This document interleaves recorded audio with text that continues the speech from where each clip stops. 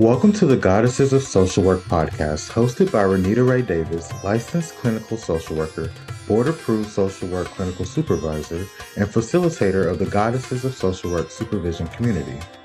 Join us as we travel through the social work journeys told by the Goddesses of Social Work community members, past and present, as they make their way toward clinical licensure. Welcome to the Goddesses of Social Work podcast. I'm here today with Lakeyta Williams Knight, LMSW. Lakeyta Williams Knight, LMSW, is a public health social worker with the Alabama Department of Public Health Southeast District. Lakeyta currently works as a senior social worker and district outreach coordinator in Alabama. She is currently based in the Cardiovascular and Diabetes Healthy Lifestyle Support Program. She also volunteers as a mental health volunteer counselor via telehealth with her church, Fresh Anointing House of Worship in Montgomery, Alabama, and works as an adjunct instructor at Bethel Bible College and Seminary in Troy, Alabama. Lakeyta's education and career have always focused on her passion for working in various communities with children and families.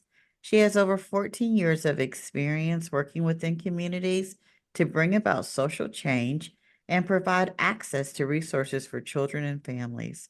Her areas of specialty are that of mental health, care coordination, case management, hospice and medical social work, and individual and family therapy and crisis intervention. Lakeyta is happily married to her husband, Lanner, of 21 years. They have one son, Caleb, age 20, who is autistic. Lakeyta is a strong advocate for her son and other mothers with children that have special needs and intellectual disabilities. In her spare time, she loves floral arranging and crafts, setting fashion trends, and ministering through song. Welcome to the show, Lakeyta.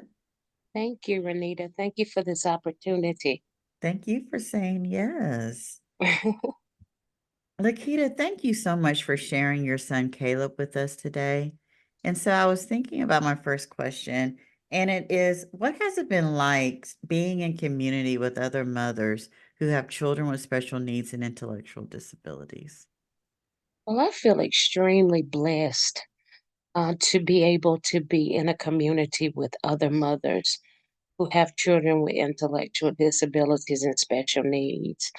Um, as a mother who has a child with challenges, the journey hasn't always been easy, but I thank God that I've always been able to rely on my support system that I've had.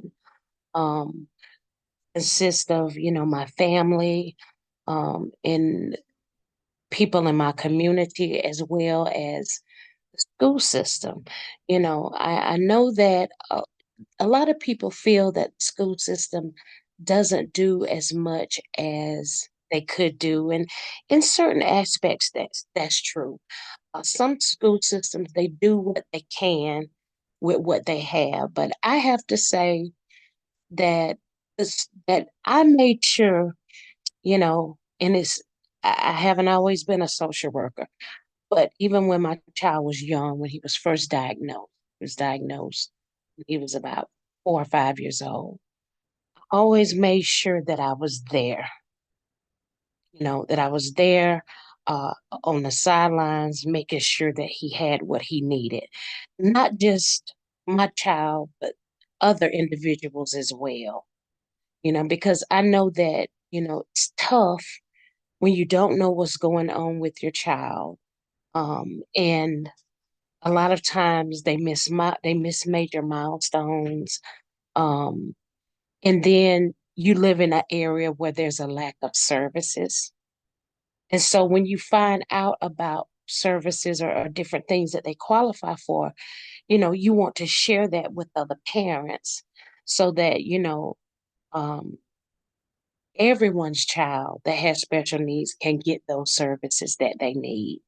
Because, you become one with those that are in that community that have those needs. And that's something that's very, very important because, the thing about being a mother of a child with special needs and being an advocate, for that child, you don't just want to see your child win, you want to see other children win as well.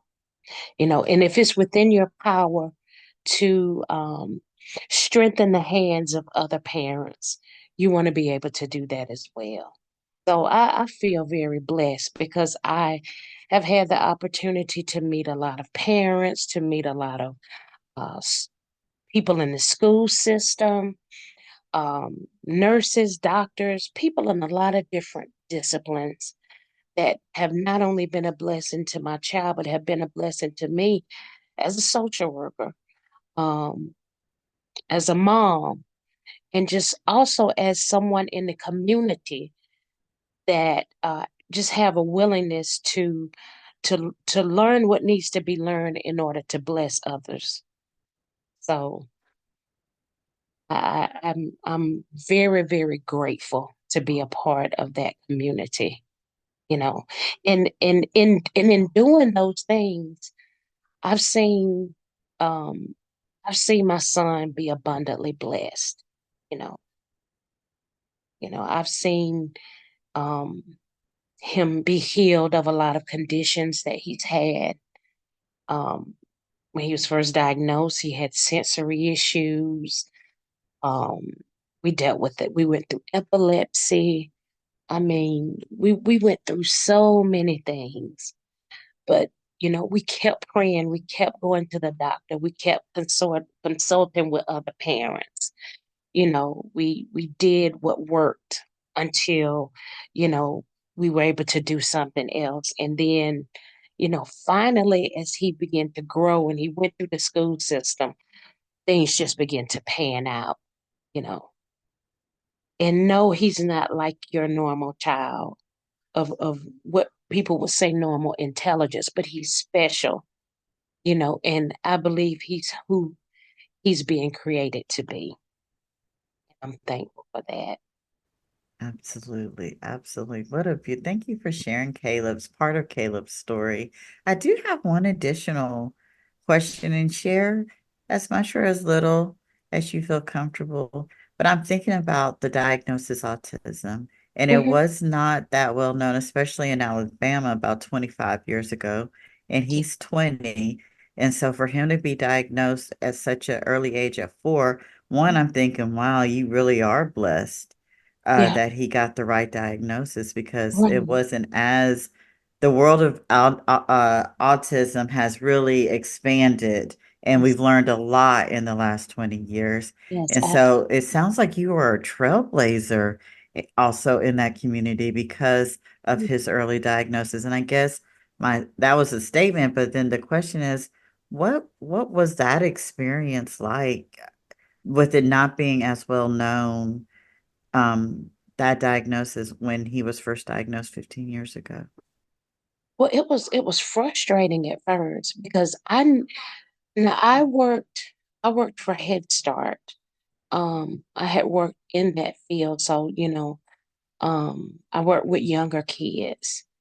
Um, and so I remember I heard about autism.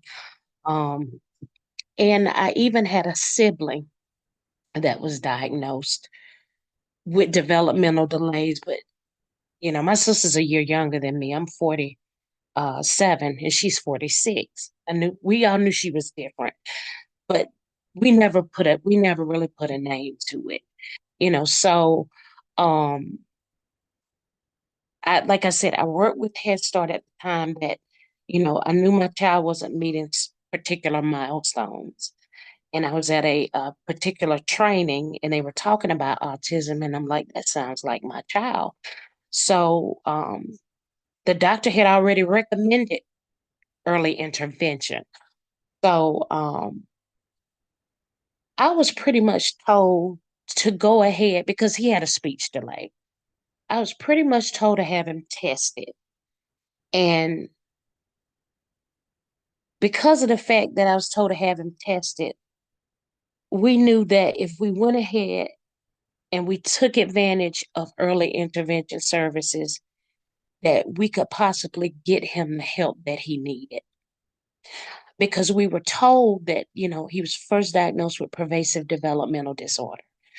So with him being diagnosed with pervasive developmental disorder, we were told that if he was going to be autistic, then they would see those behaviors around maybe the age of 6 or 7. So when the autism diagnosis came, and they determined he was going to be autistic. I mean that he was autistic, which is around 6 or 7. They told us that he was mild moderate autistic.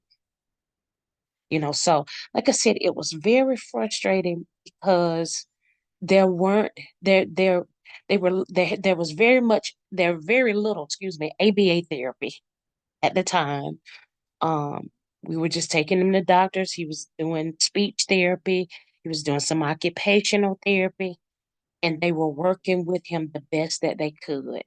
He went to Head Start. He had a one-on-one aid. The few words that he could speak. He eventually developed language.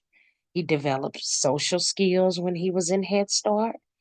And I took off work for about a year with him until he went back to work. Until he went to kindergarten. I volunteered. I worked some with the Head Start program, and then I volunteered for about a year while he was there because I wanted to see what was available for him. So it was an experience, but it was very rewarding because I got the opportunity to be front and center of the services that, begin to be developed in our area, for the children that would, be diagnosed with autism. Absolutely. That's why I said I think you probably were a trailblazer and didn't even realize it at the time because for him to be diagnosed correctly I love Right. that they started with pervasive and then they did it exactly the way Right. we are taught it should be done. And here Right. you are before the expansion of what we now know to be called on the spectrum services. Mhm. You're a trailblazer. And Caleb is really blessed to have you as a mom. And I'm also thinking you working at Head Start was probably a blessing that you didn't even realize was going to end up being the Oh blessing that yeah. it turned out to be as well. Oh, Yeah, it definitely set the stage because it enabled me to work with other young children who had developmental delays that went unrecognized by parents, particularly in the community of people with color. Because absolutely. we sometimes in those communities, we don't really know what to look for. I was So thinking the same thing. that Yes, was very neat. especially with people of color. We kind of just like, well, he'll talk eventually, or he'll, Right. yeah. And then by then, like you said, because he went to Head Start, he did develop language skills and he developed the social skills and all of that. And so sometimes if you catch it early enough, they can have a better quality of life versus waiting and putting it off and thinking, oh, he'll catch up eventually. Right. Yeah. And people look at him now and they're like, he's so verbal. And he Yeah. is. He's so verbal. He's so friendly. He doesn't meet a stranger. He, I mean, he lives out loud. Love it. I He's love just it. got this big personality, you know. Yes. So Yes. I'm blessed to be his mom, you know. I really am. That's And I gorgeous. will, and I thank God for the experience. Yeah. I want to get into your social work journey, and I'm now curious, did Caleb's journey have anything to do with your social work journey? Well, no, it didn't. Okay. I was an adopted child. Um, my maternal aunt and uncle adopted me, I think around the age of maybe 2 or 3. Um, and my maternal aunt was a community worker. She worked in various community programs.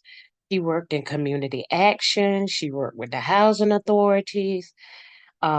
She worked in a community center, Sigger Street, known as Sigger Street Center, in public housing. She worked for a lot of civic programs, adult daycare.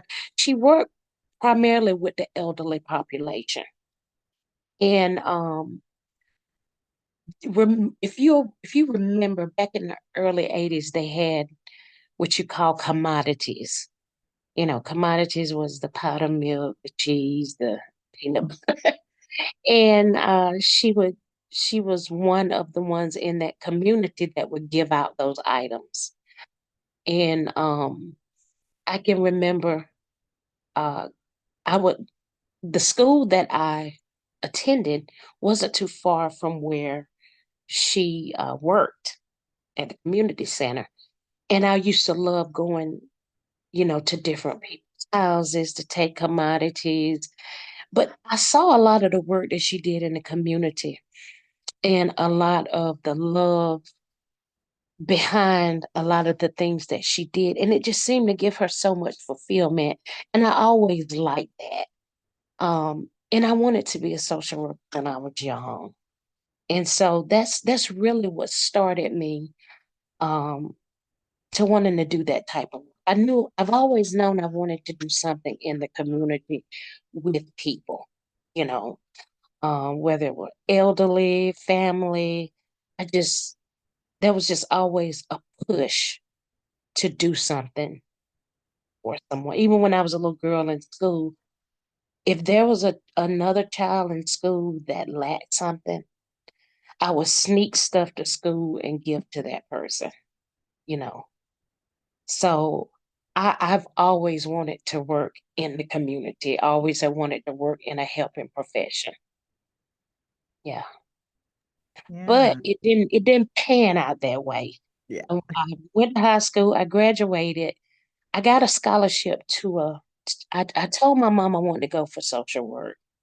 And she said, well, you got a scholarship to a community college. I went to a community college and I attended for 2 years. And I got a associate degree in business administration. And it was at MacArthur College at the time, which was in Opp, Alabama.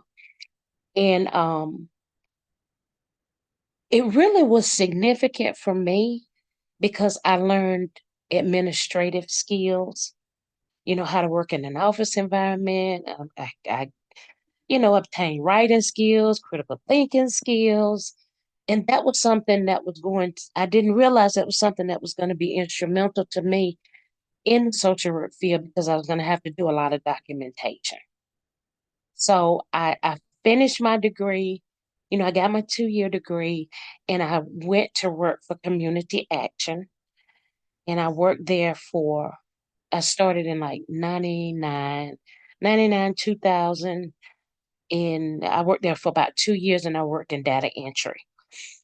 And so I decided I was going to go back to school and get my degree in social work, even though I had to start all the way over because none of my credits would transfer. I went in for undergrad in social work. Like my last couple of years, or maybe it was next to my last year, they were offering a scholarship for rehab, vocational rehab. And so I got into vocational rehab to get the scholarship and I got out of social and I regretted that. But I didn't realize the opportunity was going to come around for me to get a master's degree in social work. Because when I graduated with my undergrad degree, I decided I don't want to do vocational rehab. I went back to community action and I got a job as a family service specialist, which was working with families and with children. So, I pretty much had was doing what I wanted to do as far as in the helping profession field or in the human service field. But I just didn't have that social work degree. I had the vocational rehab degree. But I went ahead, I got my undergrad degree, and I decided that if the opportunity ever came for me to get my master's degree, it would be in social work. And eventually, when Troy opened their program in Dothan, that opportunity came. And that's how I ended up my social work journey. Yeah. So, I went back, I got my bachelor's degree in 2015 and at Troy Dothan. And I did mental health from 2010 to 2015. And then I worked at a residential group home as a mental health therapist. And I did a year of hospice. And here I am at public health. Hospice set the stage for uh, public health. The residential group home set the stage for therapy, mental health therapy. So I'm extremely grateful for this journey because I'm still on it.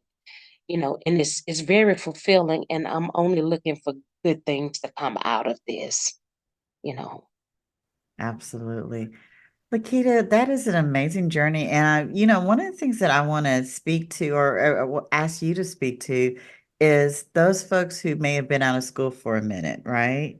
Mhm. And, because you went back and you got your undergrad degree, and then you had to wait until there was an accessible MSW program because Troy was the third in the state of Alabama. University of Alabama had one in Tuscaloosa, and Mhm. A&M had one in Huntsville, and all of that. But Troy made it accessible. Yeah. So here you are, you have the undergrad, but you're not giving up on your dream to get that degree in social work. So there's some time in between. And Yeah. some people who 10 years. have that time in between, they just like, no, I'm too set in my ways. I'm not going back. I'm too old. I'll be the oldest person in the classroom, which is never the case. Everybody looks like us in those classrooms. How are you able to be brave enough, courageous enough to, even after a decade had passed by, to go ahead and step out on faith to get that master's? Well, I had a lot of support. The job that I was working at the time, I wanted to do better. Because I knew, I loved the job. I was working as a case manager with community mental health. And I just I really wanted to do more. And then I had a really good support system with my husband, you know. Um, I had applied for the program in Tuscaloosa. I think it was the hybrid program, but for some reason they kept putting me in the undergrad program. They did that about a good 2 times. And I said, well, maybe it's just not for me to go to graduate school right now, you know. So by that time I heard that, Troy was um considering doing their program and it was only going to be one night a week and I was working full time. But my son had got up to an age to where my husband was like, if it's once one night a week, then go ahead. I'll cover home while you go do that. So I had the support. And then on top of that, with what I was doing on my job, um, with mental health, it kept my mind sharp. It kept me in a state of always learning, you know. And so because of the fact that I was on a job where I was constantly having to learn because the job that I was working on, I was working as a case manager with a school-based program that had what you call a system of care. I worked with children that had behavioral issues and their parents. And sometimes we worked in the home and we would have to attend IEP meetings. We go to teacher conferences. We met with teachers sometimes to be a mediator between the teacher and the parent. And sometimes we had to advocate for students. And so we were just constantly in a state of learning about, school systems, the uh, A lot of times we had to work with DHR workers. We had to work with nurses and doctors and all of these interdisciplinary teams. And so, because of that particular work, all of this stuff came together, and it kept me wanting to just learn and just pursue doing more um, for my clients and doing more in the field that I was in, you know. And when I found out how diverse the degree was, then it really, really ignited something in me because I was told a supervisor in mental health, the best you're going to be able to do with a master's in social work is DHR. And I'm like, no, that's not true. And I know, I'm not going to school to get a master's in social work to just go to DHR and work.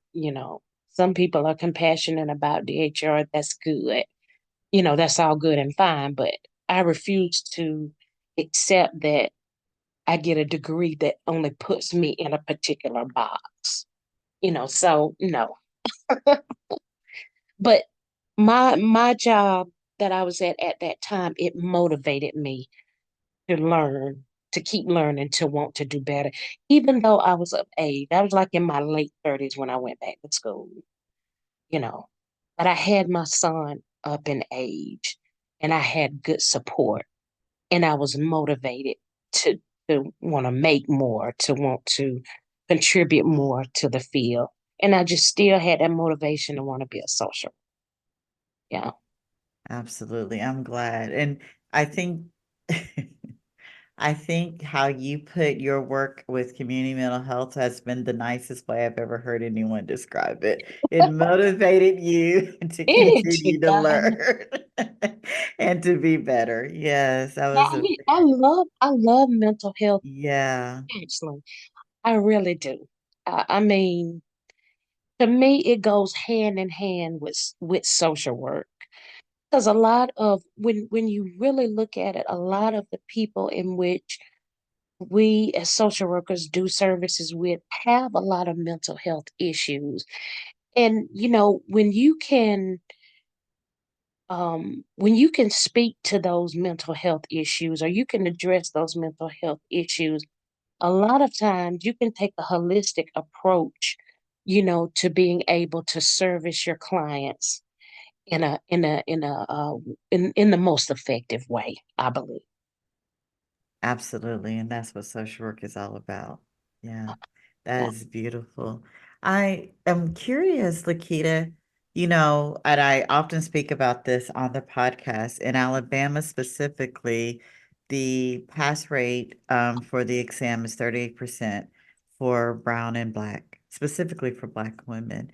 And Hmm. so you are an LMSW. Hmm. How was your ASWB testing experience? Well, I took my test about 9 months after I graduated because I got a job right after I graduated from graduate school. And the job required, even though they hired me as a therapist, you had to be either be an LPC or a LMSW. But they told me that they would go ahead and hire me, that they would give me a certain time to get my license. So I started in February, and by September, I had my license. But I started studying for my exam right after I graduated. And I took Sophia Jean Gillespie's prep course. The test, I learned how to, she taught you how to break down questions. Test was difficult, don't get me wrong, but I passed on the first go. I think I was required um to have like 93 right, and I got 98 right. Um, but I went in, you know, um, I went in praying, I went, I took I took the exam. I was like, well, if I don't pass, I always take it again. I had no pressure on myself. I didn't put any pressure on myself. But, you know, I knew that the exam was something that you couldn't really study for. It was just that there were certain test taking strategies that you needed in order to pass the test. And I went in with that knowledge and I took the test. So, I know now what they're saying about, the biases, particularly for people of color. And I do believe that to be true, you know, and I'm glad that that's something that's being addressed now, because I believe that that's a barrier for a lot of people of color that are trying to get, their elements that are trying to get licensed, you know, even ones who have taken positions and they're given a time limit to get their license so that they can keep their jobs. Very difficult, you know, not just the test within itself, but, you look at other things like the money that you have to pay to take it, or, um, I mean, it's just a lot of different facts, you know, studying, or if you take it and you don't pass, the emotions behind that, you know. I've gotten my supervision and I plan on taking my license clinical exam. So I'll be doing that. I'll be studying. I've studied for it before. And so um I want to make sure that I'm as accurate in my studying and I apply those test strategies so that I can pass it as well. But it can be extremely difficult. Yeah. Yeah, but it boosts your confidence to have passed it on the first try. Yeah. God knows it did. It really Yes. did. Because Yeah. like I said, I went in praying. I'm like, I know that this is something that, social work is something that I have wanted to do since I was a little girl. And I'm like, I feel like I'm called to this field. So, I'm like, Lord, if you have indeed called me to this field, because the Lord allowed everything to line up, everything from my internships to jobs, I mean, everything, experience that I've needed. And I'm like, if this is if this is going to be another stepping stone for me, then let it line up. And it did, and I saw that as my sign, so I'm extremely grateful because it definitely opened up another door of opportunity for me. It really does. I was 10 years postmasters before I got my LMSW, and now Mhm. I'm 10 years post that. It's been but I did, so I was, Renita Ray Davis for MSW for Yeah, 10 years and did okay. But when I right. got that LMSW, oh my goodness. But then when I got that LC, the doors just flew open, the Look, windows flew up, the hallways flew up, and yes, it just opens up opportunities you didn't even realize exist way past DHR. And again, our hats and flowers to those who are very passionate about who do that yes, work. But absolutely. there's so much more we can do at the So MSW level, at the LMSW level, yes. and definitely at the LC. And I cannot wait to call you Lakeyta Knight, LCSW later Absolutely. this year. I'm excited for you. So Yeah. we know where you want to go, which is that clinical license. It sounds like that's part of your plans. Are there any other social work plans that you have in the future? Well, um, I enjoy what I'm doing now. Um, I have, um, I say I would like to at some point do uh, like a resource management agency because I love resources, I love being able to manage and help people get resources and obtain the things that they need, particularly in times like these when we're dealing with um, situations in our economy where money doesn't stretch as far as it used to stretch, and um, we have food insecurity, and we have a lot of um, things going on in our communities where people are just going lacking because of, economic crises. So, I would love to do like resource management um, with grants, or, something with grants. Um, I working in public health, it seems that our biggest challenge, and we talk about this all the time, um, is in particularly in our rural communities, transportation. Transportation. You have people who on dialysis or who need medical services, who just need to get from point A to point B in order to get the things that they need the most. And they just don't have the transportation, and people don't realize how significant transportation is. I mean, it makes a difference. Um, if you have a car and you can get in and go when you need to go, then you have no idea what it feels like to be the type of person that has to rely on uh, public transportation, or have to rely on public medical transportation to get you to a place when it's a life or death situation. And that's something that we talk about a lot on my job when we talk about health disparities. You know, so those are some things that those are some areas that I'm looking at.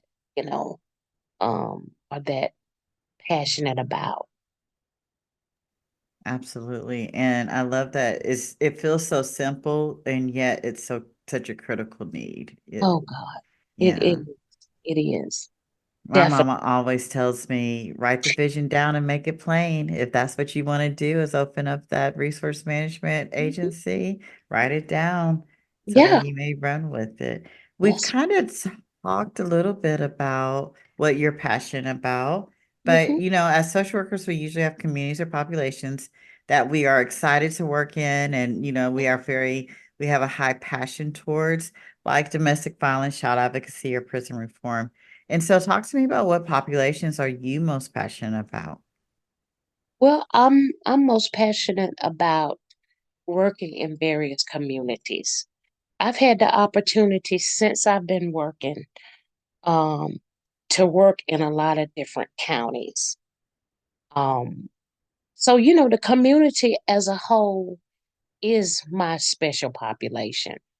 I love collaborating with a lot of different agencies, and also introducing these agencies to other partners so that they can collaborate to bring as many resources and services, to those areas as possible, whether it's food, clothing, shelter, medical services, or whatever's needed in that particular area. Um, what I'm seeing working in public health now, we have a lot of people who are writing grants that are going into rural communities. Um, and they're looking at needs in those communities, and they're trying to get those needs met. For instance, there is um, there's a nonprofit organization now that has a grant. They're out of Georgia, but they're crossing over into Alabama, Eufaula, Phoenix City, Russell County, some of those areas, and they're writing a grant to try to get senior citizens vouchers to get fresh fruit and vegetables. Well, we know that we have the farmers market vouchers for the elderly. This is a different program because they're going to be studying and doing research on, how these individuals fare better when they eat more fruits and vegetables. So this is an example of some of the programs. You even have some of the universities that are partnering with the health department, that are partnering with extension offices, um, in order to, and they're writing grants so that they can have access to populations of people to bring in needed resources in communities. And that's something that I love. I love community work, you know, introducing people to other people, putting partners together, collaborating, to see what the need is and try to help meet that need. If I can't do it, somebody can. Yeah, yeah, That sounds like a resource management agency to me. yeah. I love it. You know what? I forgot, in all the social work I've done, I forgot that I used to work for an extension agency and they partnered with Auburn University and Yeah, started a community yes. garden. Completely forgot about that experience. Yeah, Right. We have one here in Pike County that they started a community garden here. And they also have some in some of the other rural counties, north of here. And that is it's awesome. a It beautiful thing. addresses the food insecurities that we're dealing with in this time. Yeah, that's Absolutely. I love that. That's such a great idea.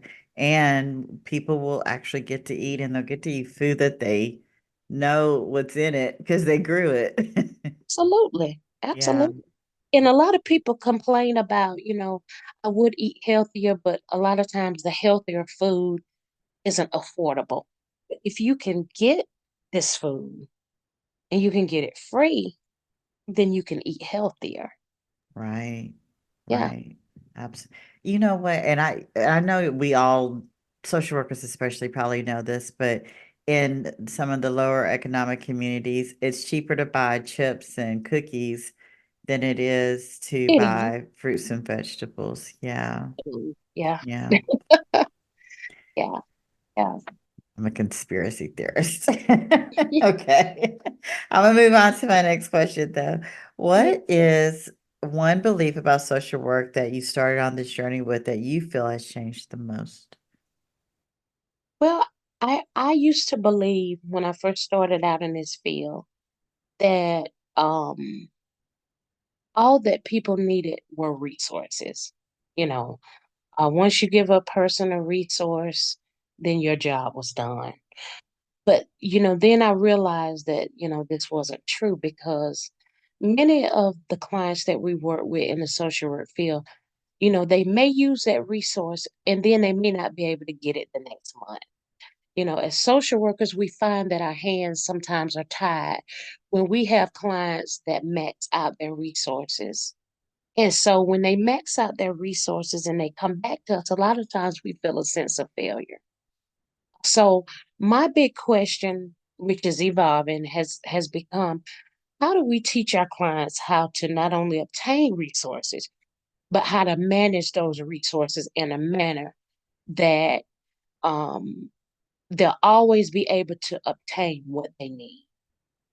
I believe that, we can do this through educating them about resources and, the many forms by which they come. And, this can sometimes come by us collaborating with others in the community, as we talked about earlier, in some form or fashion, to ensure that, where my expertise might end, your knowledge may begin.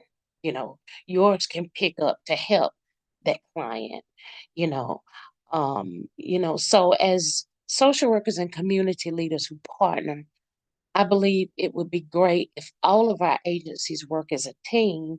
So, we can foster resilience and a continuity of care in the life of our clients. Our ability a lot of times to collaborate with our local food banks, shelters and DHRs, churches, extension offices, Salvation Armies and Christian missions and charity organizations, to name a few.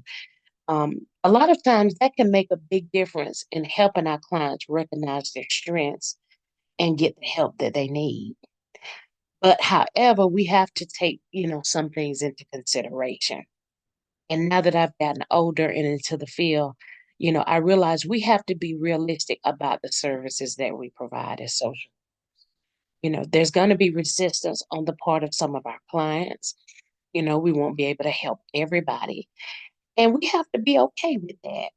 You know, we also have to be okay with the fact that sometimes we're going to work with very limited resources. Our teams that I mentioned earlier will be small sometimes, in that, the individuals that we collaborate with, they might not bring the same energy or compassion to the table as us, or they may not have the same skill set that we got.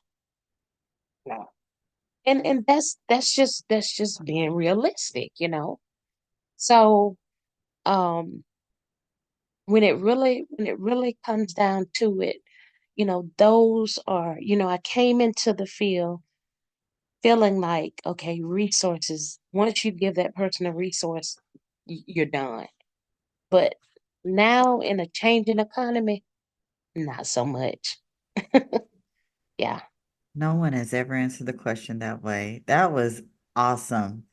That was all. I never thought about that. But in an agency I used to work in, and I'm sure we've seen it everywhere, you could give a man a fish and you feed him for a day. It's the teaching to fish. It's it's Absolutely. it's to feed him for the lifetime. So that's what that sounded like. It's like let's as social workers be educators of these resources. Absolutely. Yeah, Absolutely. yeah. And That let was them, we educate them and we encourage them to educate others. ripple effect. Right. Absolutely. That was so good. That was great, Lakita. That was really good. All right. I've so enjoyed our conversation, but we are coming to our last question. And I want to bring it back around to, Caleb and your son and his experience and journey, your journey as a mama. And you've had this beautiful long career that's taken you around the world, but you're living out your dream and you have plans to do some great things. And I know there's a lot of social workers who are out here just being mamas and being social workers. And so, what advice would you give the social work mamas trying to balance having a successful career in social work and still be present as a nurturing mom? Oh, oh wow. Find a way to, for the most part, find a way to have a healthy balance. That's something that's going to be key. And a lot of times we we don't come into this field knowing how to do that, because for a lot of us, we're mothers first. You know, that's for a lot of us, that's our first priority. And self-care is something that's also very, very important. That's one of the most important things. That's why it's written in our code of ethics. Uh, but the thing that I tell a lot of young women and young men that are coming in the social work field, that are just trying to balance their life period, whether they be parents, whether they be single. There are traits that make all of us social workers. There are traits that make us who we are.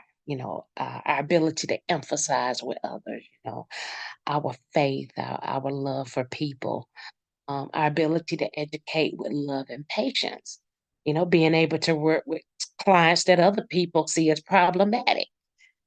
Some of us are natural problem solvers, so, I'm fully convinced, uh, even with me being a mom of a autistic adult, uh, I'm convinced that when you put your passion and everything that you are into this field, I believe that you'll get something in return that's more valuable than money, and that's fulfillment. And that's something that I get from this field. And I believe others will get as well. That fulfillment, I believe, will open the door for more opportunities, for you as a social worker, um, because it will allow you to do what you're genuinely and uniquely called to do. I believe that's what puts a lot of us as social workers in such high demand, you know, even in our own home, even in our families. It puts us in high demand in our families. We're the problem solvers. We're the nurturers. You know, uh, we're the ones with the abilities to discern the needs. So our passions will always pull us into those areas where we're most needed. And so I just encourage everyone, who's going into this field or that's in this field to keep striving. This field is continuing to grow. And I believe that together we're all going to do a lot of great things. You know, advocate for your children, advocate for your clients, advocate for those in which God will put in your sphere of influence. You know, um, be there for them as much as you can. And so I believe that in doing that you'll be able to have that life fulfillment that you're seeking for. And the social work field won't just be another job, but it'll be something that will bring you the fulfillment in life that you're really looking for. Yes, awesome. And when you're saying advocate, advocate, advocate, we want you to even advocate for yourself too. Absolutely. Absolutely. Mhm. Self-care for the most part. And because you're going to find yourself having to advocate for yourself quite a bit. It's okay to say no to some things. Mhm. It's okay to know when you've gone as far as you could go with someone or on a job or in a particular situation. You can only stretch so far. Sometimes you find yourself stressed a little too thin. So you have to pull back. So you have to advocate for yourself and you have to know your limits and you have to most definitely set boundaries.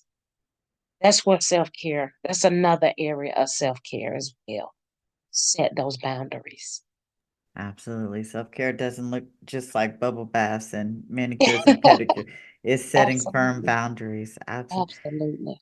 Yes. Awesome. Lakeyta, it has been such a joy having you on the Goddesses of Social Work I've, podcast. I've enjoyed talking to you. Yes. I really have.